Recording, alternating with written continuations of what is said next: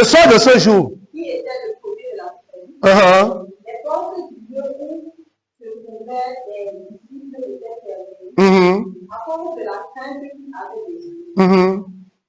Jésus vint, se présenta au milieu d'eux. La fête soit. Alléluia. Jésus, quel verset ici? Jésus vient, il se présente au... Monsieur Yvan, tu veux que les choses fonctionnent bien pour toi? Il doit être au centre. Au centre de tout ce que tu fais. Et comme dans le cas présent, au centre de tes enseignements. Si ton enseignement n'est pas au centre de ton enseignement, ça veut dire que tu n'es pas en train d'enseigner. Tu commences à enseigner quand ton enseignement le dévoile lui. Quand tout est centré sur lui. Verset 26. 8 jours après.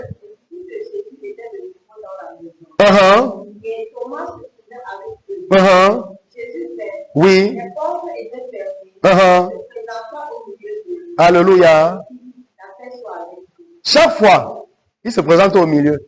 Pas dans le côté, au milieu. Alléluia. Et regarde, il dit là, quand c'est comme ceci, c'est-à-dire la vie commence à être disparue. C'est comment avez-vous? Ah. Au centre. Alléluia. Ok. Apocalypse 5, verset 6. Apocalypse 5, 6. Je sais.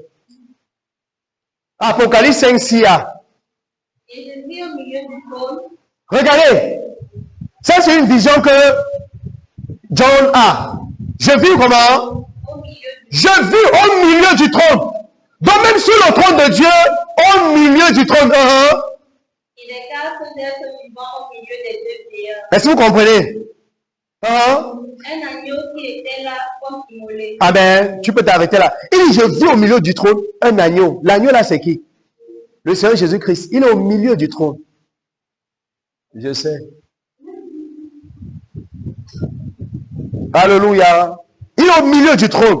Apocalypse chapitre 7, verset 17. Apocalypse 7, verset 17. Car l'agneau qui est au milieu du trône. Car l'agneau qui est où? Au milieu du trône. Les pèsera et les conduira au centre des eaux de la vie. Et Dieu essuiera toute larme de leur vie. Alléluia. L'agneau qui est au milieu du les pètera.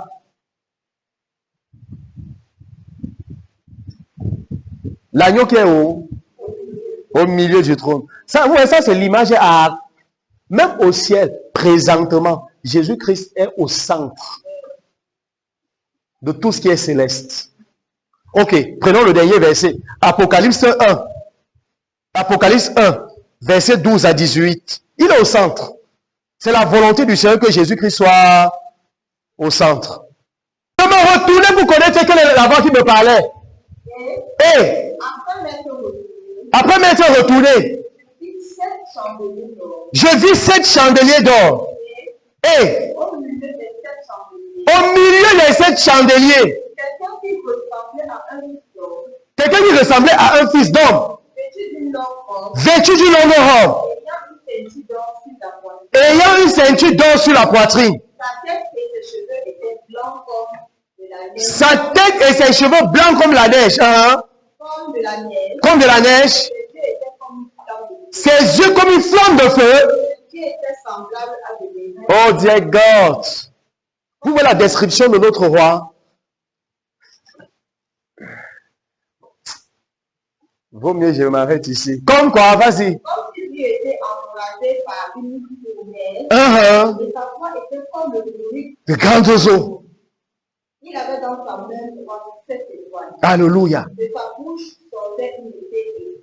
Alléluia. À 2 tranchants. Alléluia. Son visage était comme le soleil lorsqu'il brille dans son corps. Écoutez, vous voulez créer un impact dans le monde, des choses comme ça, vous ne connaissez pas. La description de votre roi présentement, il était au milieu des 7 chandeliers. C'est-à-dire, même au ciel, pour que les choses tiennent au ciel consistamment et dans le meilleur équilibre, Jésus-Christ est au centre de tout ce que le Père a fait, au centre de toute la création. Au centre de tout ce qui concerne Jésus-Christ doit être au centre.